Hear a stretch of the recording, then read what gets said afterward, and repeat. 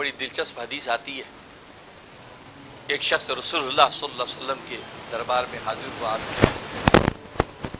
صحابہ فرماتے چھوٹے سے قد کا، کالے رنگ والا، اور اس کی پتلی پتلی کالی کالی ٹانگیں، اور اس کے چہرے پر بدصورتی کے جتنے اسباب ہو سکتے تھے سارے اسباب، اور وہ آ کے بیٹھا.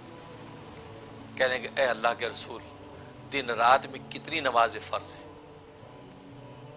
حضرت صلی اللہ علیہ وسلم فرمایا کہ 5 نماز فرض ہے.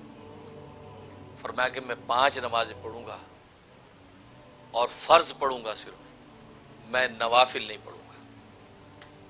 کیونکہ آپ نے فرمایا تھا کہ فرض 5 ہی ہیں، باقی تو اللہ ان تطوع، جو نفلیں پڑھے تو یہ طرف سے کہا کہ میں نفلیں نہیں پڑھوں گا.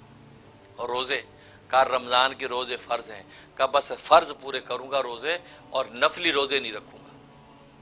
زکوٰۃ کہا کہ صاحب نصاب پہ زکوٰۃ سالانہ فرض ہے، کہا کہ بس فرض زکوٰۃ ادا کروں گا، نفلی صدقات نہیں کروں گا. تو جب وہ ہر بات پہ نفی کر رہا ہے نفلی صدقات کی، نفلی عبادات کی، تو رسول اللہ صلی اللہ علیہ وسلم نے پوچھا تو ایسا کیوں کہتا ہے؟ ایک تو کہ یہ کہہ کہ جی میں فرض پورا کروں گا، لیکن ساتھ نفی کرتا ہے نفل نہیں پڑھوں گا. فرمایا تو ایسا کیوں کہتا ہے؟ کہا کہ اللہ کے رسول میں اس لیے کہتا ہوں، آپ مجھے دیکھیے اللہ نے مجھے کیسا بنایا ہے. گویا کہ اس نے یہ کہا کہ اللہ نے بھی اپنا فرض ہی پورا کیا ہے، اللہ نے بھی اپنا فرض ہی پورا کیا ہے.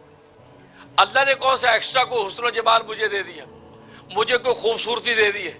جب اللہ نے میری تخلیق میں پورا فرض ہی پورا کیا، ایک چلتا ہوا انسان نظر آتا ہے بس، تو میں بھی بس اس کی عبادت فرض ہی پورا کروں گا، میں کیوں ایکسٹرا پڑھوں؟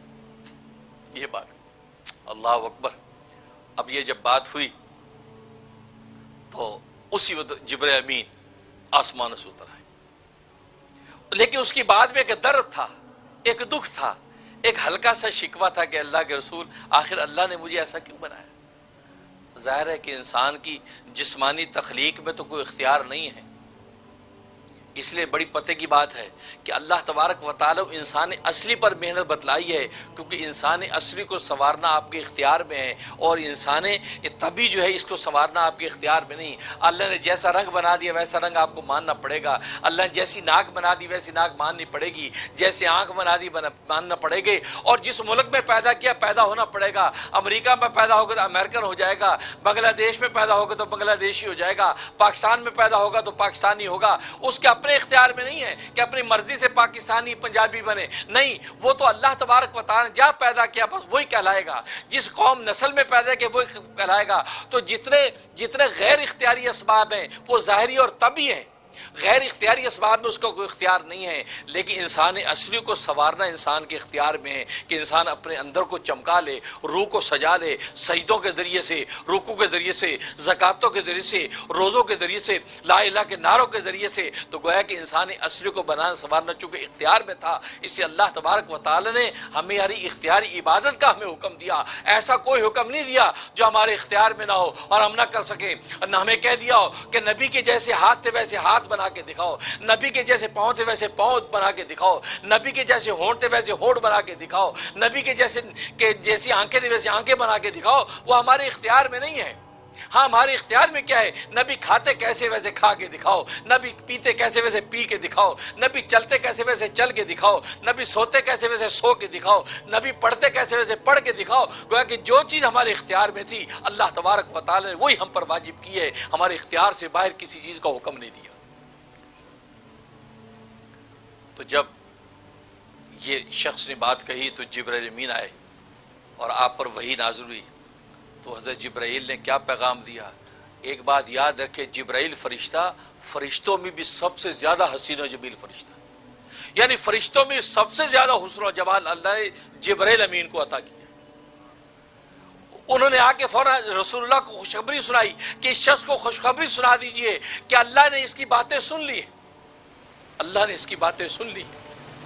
آج ہم جو باتیں کرتے ہیں اللہ سنتے ہیں، آج ہم یہ درس دے رہے ہیں آپ سن رہے ہیں، اللہ سن رہے ہیں، اللہ سنتے ہیں. اللہ کہا کہ اللہ نے اس کی باتیں سن لی ہے، اس کے درد دل کو سن لیا ہے.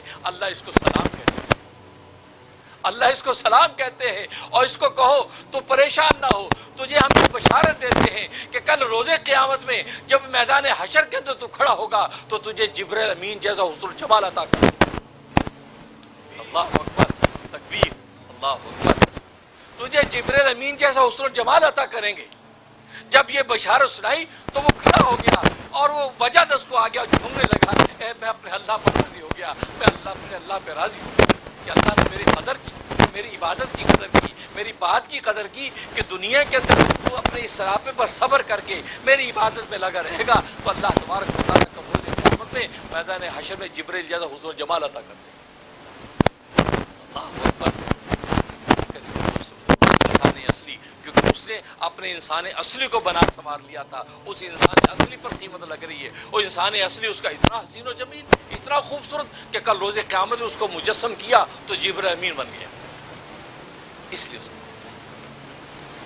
तो इस पर गुफ्तगू इंशाअल्लाह जारी रहेगी।